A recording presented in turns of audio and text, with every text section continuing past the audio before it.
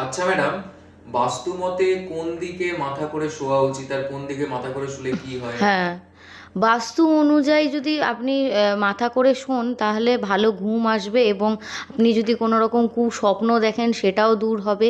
এছাড়াও অনেকে ঘুমের ঘোরে জেগে ওঠেন, এটাও কিন্তু অনেকটা বাস্তুসম্মতভাবে না শুলে হয়।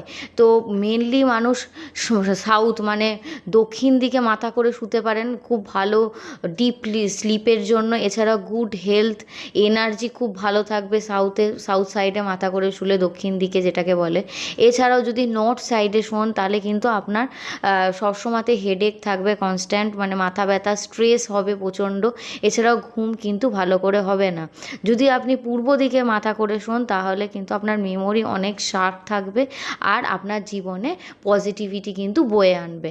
আর পশ্চিম দিকে যদি মাথা করে শোয়া হয়, এতে কি হয়, আপনি যে কাজটা করছেন সেটায় বাধা আসবে, জীবনে সবসময় স্টাক মানে মানে অপরচুনিটি এসেও থাকবে না, এরকম অবস্থা হবে। এছাড়াও আপনার শারীরিকভাবে কিন্তু অনেক রকম অসুস্থতা দেখা দিতে পারে। তো এটাই হচ্ছে নিয়ম, যেদিকে মানে সাউথ দিকে মেনলি বা ইস্ট দিকে মেনলি মাথা করে যদি শোয়া হয় তাহলে সেটা বাস্তুমতে খুবই ভালো।